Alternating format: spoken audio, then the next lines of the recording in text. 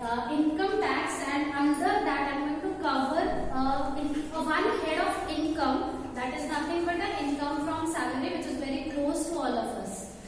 So before directly going to the topic, I want to know what is tax. Now the tax is a compulsory amount and it is a burden to everyone that we need to pay to the government, and it is collected by a central government.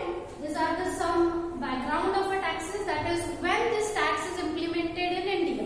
It is firstly started in the year 1961 in the month of September. So that the name of the act is itself Income Tax Act 1961, and it is started to implement from the next financial year.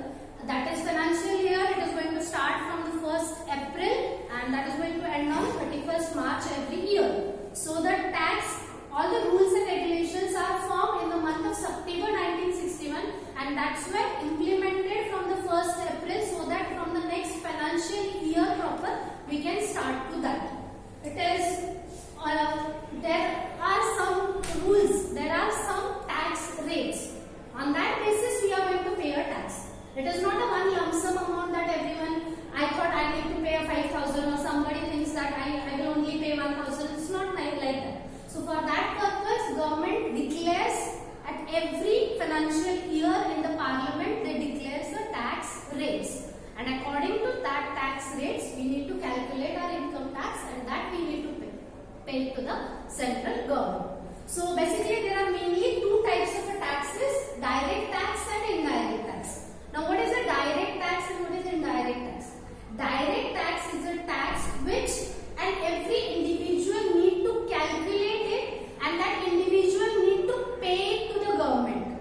That person himself need to calculate it on whatever the incomes he is going to earn. That is a direct tax. And indirect tax is everyone is going to pay. That means if we went to any of the shop and we purchase any small thing, on that many of times you have seen that it is written over there in the MRP, inclusive of all taxes.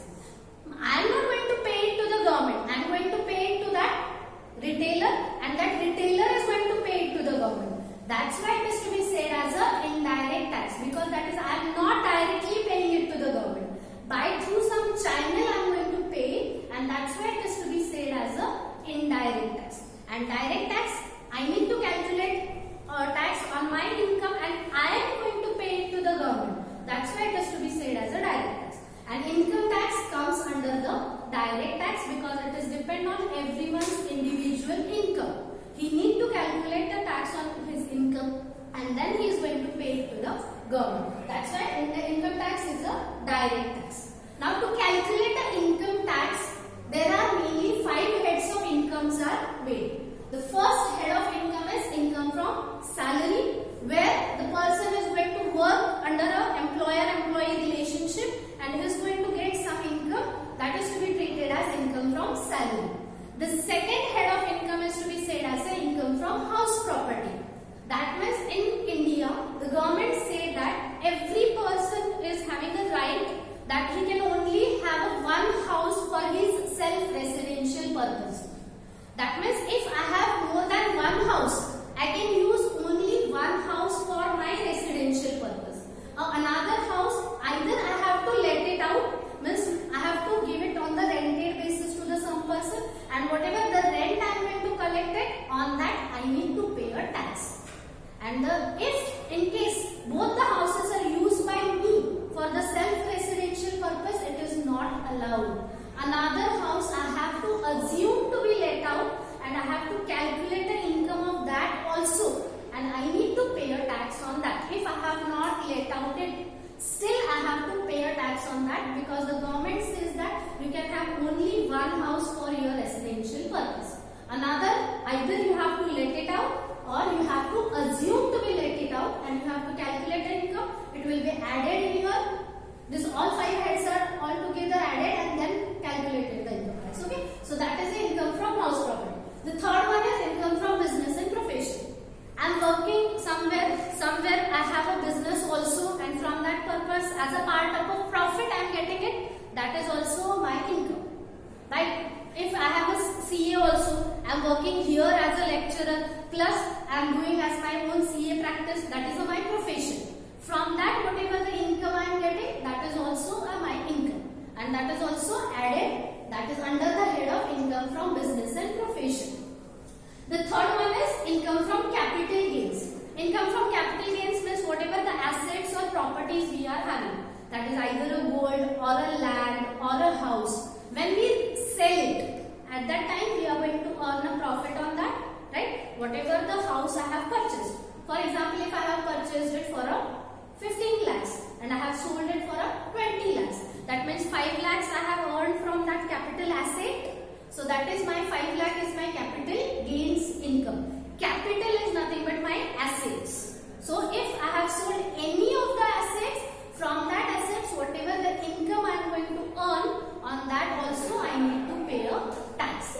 That is income from capital gain. And lastly, income from other sources, which is not covered on that all four. That means if I have purchased the shares of any of the company, I am going to get a dividend from that company, then it is income from other sources.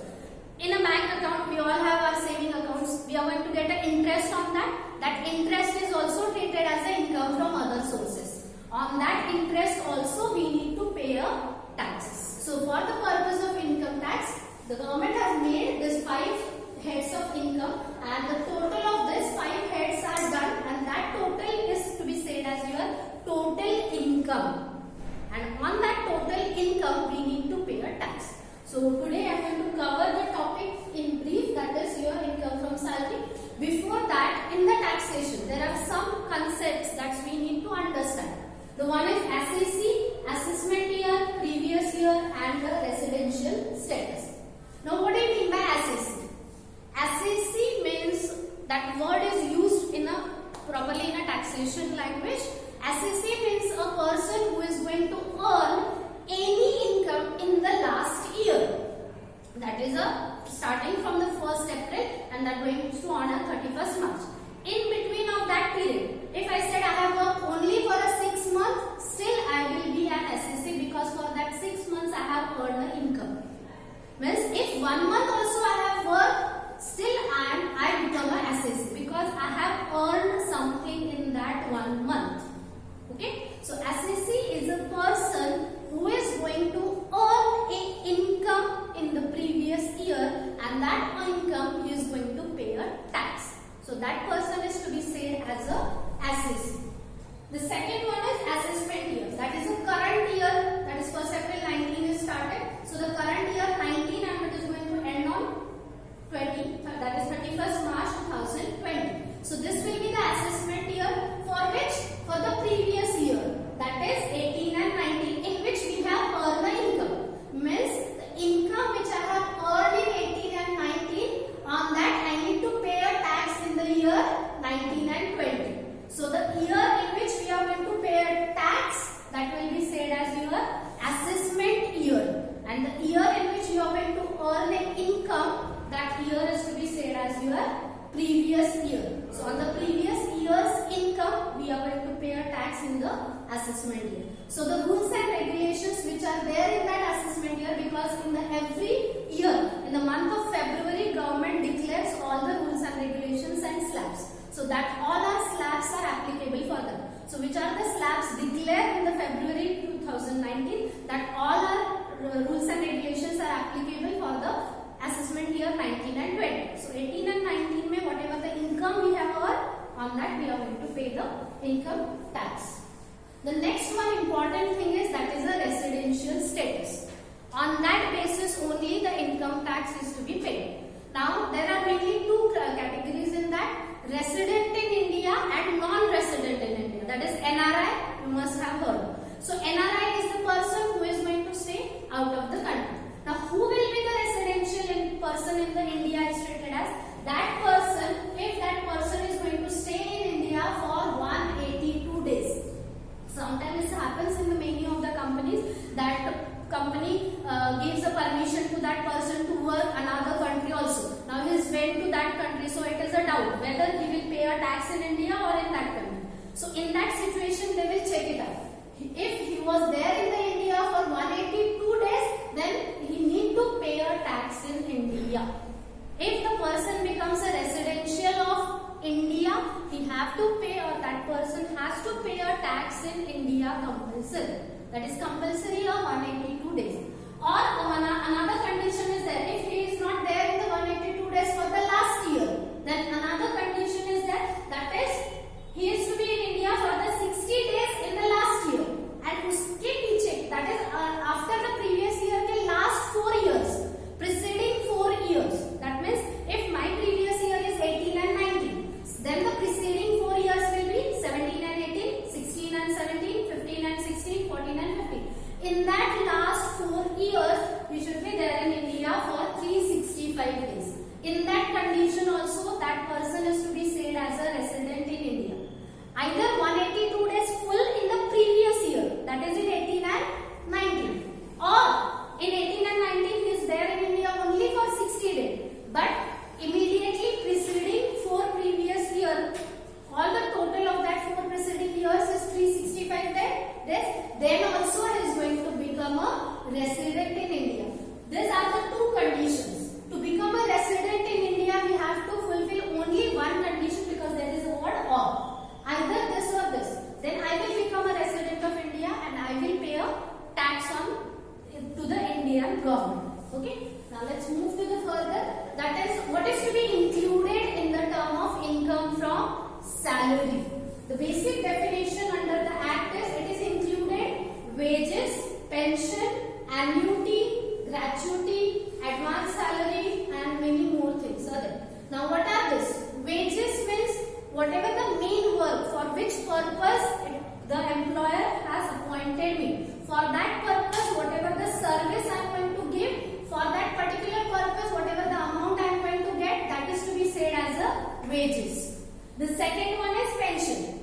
If I am working in that company from the so many years, and that my experience with that company, my performance is very good, and for that purpose, if the company is, or the employer is going to give some contribution for my retirement benefit, that is for the purpose of pension, that is also I need to include. I am going to get that pension after my retirement, but I need to pay a tax currently on that contribution. So it is added into my salary. That means if my basic salary is, let's say, 10,000 rupees for a per month, okay, and that is for only for the purpose of whatever the work is assigned to me. Plus they are making a contribution of rupees 1,000 per month as a pension. So I have to add 10,000 plus 1,000. So 11,000 on that. Then the another one is gratuity. Gratuity is again the same thing, which is a part you are going to receive in the after your retirement only. This is also given by the employer for your good performance in your that organization. For that purpose, they are going to give a contribution.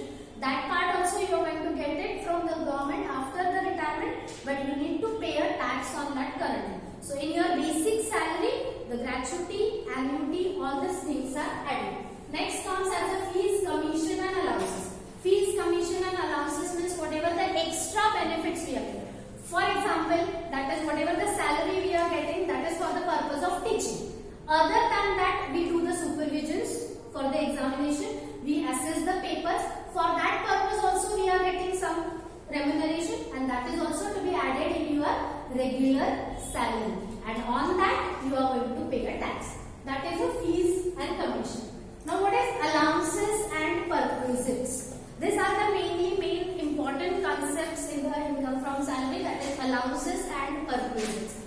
Allowances means a fixed monetary benefit is given by the employer, that is to the or by the organization to his employee, and it is always in the terms of money. Every month you are going to receive a allowances.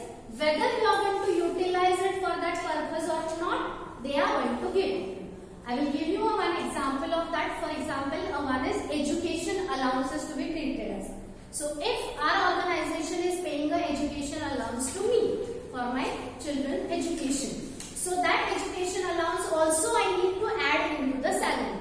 Now in the allowances there are 3 categories. That is, some of the allowances are fully taxable, some of the allowances are fully exempted, and some of the allowances are partly exempted, that is partly taxable. Now which are the fully taxable allowances? That means if I am getting the dearness allowance. Dearness allowance is given for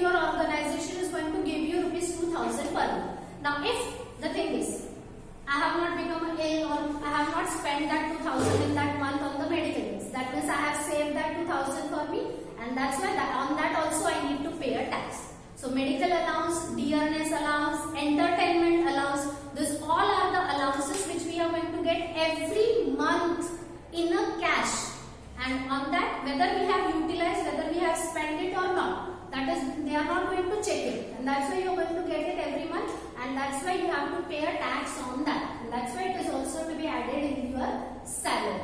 Now there are some partly exempted allowances. One I have told you, that is education allowance. So for example, if the college is going to give me an education allowance for rupees, say 1000 rupees per month for my child, so it is not fully taxable, because 1000 multiplied by 12 becomes a 12,000. So I don't need to add full 12,000 in my salary. There is an exemption given by the government. That exemption says that for the education allowance, you are allowed to less the amount from that 12,000. 100 rupees per month per child, maximum limit is 2 children. That means from that 12,000, that I have a one child, so from that 12,000, 100 multiplied by 12, that is 1,200 I can deduct, and on 11, that is 10,800 only will be added in my salary. So on that 1,200, no need to pay a tax. So there are like this, the another allowance which is partly exempted or partly taxable, that we can say as a house rent allowance. Right? Most of the employees are going to get this house rent allowance. Now this is also partly taxable. Now the calculations for house rent allowance, there are 3 categories they have given.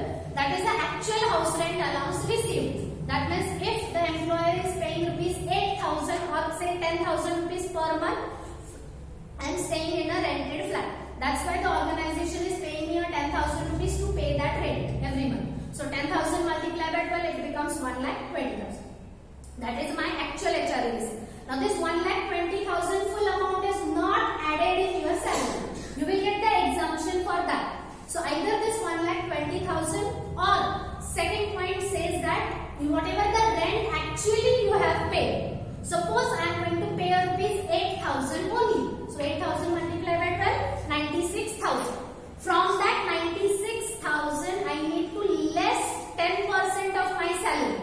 That means the basic salary, this wages, not all this total, only the wages. Those wages में 10% will be calculated. From that 96,000, that 10% will be deducted. Let's say that amount is 16,000. So 96 minus 16 becomes 70,000. Actual HRA I have received 1,20,000. The rent minus whatever the 10% of my salary is becomes it comes as a 70,000. And the third point is 50% or 40% of your salary. Now 50% or 40% are the given. 50% is for the metro cities. That means the persons who are going to stay in Mumbai, Delhi, Chennai and Kolkata, they will get a benefit of 50% of salary. And other than all these 4 cities, they will get a 40% of salary. Again, salary means your basic salary, not a all total. Okay? So whatever the 40% of that, these 3 amounts will be calculated, and from these 3 amounts, which is the less value, that will be deducted from your actual house rent allowance received. That means I am getting 1,20,000 as a HRA, and if suppose from these 3 points, that is a 70,000, second point is the less one, so 120 minus 70, that means on the 50,000 only I need to pay a tax, not on full 1,20,000. So that 50,000 will be added in my salary. This all are the allowances. Some are the fully taxable, some are the partly taxable. Now the second comes as a perquisites. Now perquisites means that benefits either you can get it in a cash or you can get it in a kind. For example, a medical reimbursement. Medical allowance is also there and medical reimbursement is there. What is the difference between this? Medical allowance, I am going to get it every month compulsory in a cash. Whether I have spent it or not, they are not going to check it. But medical reimbursement, when I am actually ill, I am actually hospitalized, and then I have to pay a bill of that, and on behalf of me, my organization had paid that. That is to be said as a medical reimbursement. And medical reimbursement, if we have taken a treatment in a government hospital, or if there is a hospital of that particular organization, then it is fully exempt. We need no We no need to add it in our salary. But if I have taken a treatment in a private hospital, then I need to pay a tax on that.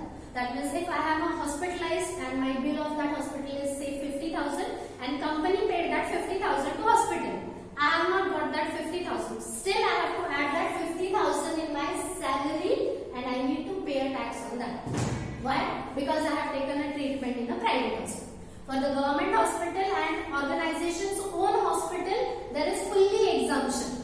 I no need to that 50,000. I no need to add that 50,000 in my salary. But if I have taken a treatment in a private hospital, then I need to pay a tax on that. So these are the allowances and perquisites. Perquisites that we are going to get it in cash or in kind. The example of perquisites may be a accommodation also we can say. That is the organization himself provided me a house to stay. Now I am not going to pay a rent for that, but I need to calculate the valuation of that accommodation. Other than that house stay, the area where they have provided me the house, what is the rent in that area, that all I need to study and I need to calculate the value and that I need to add in my salary.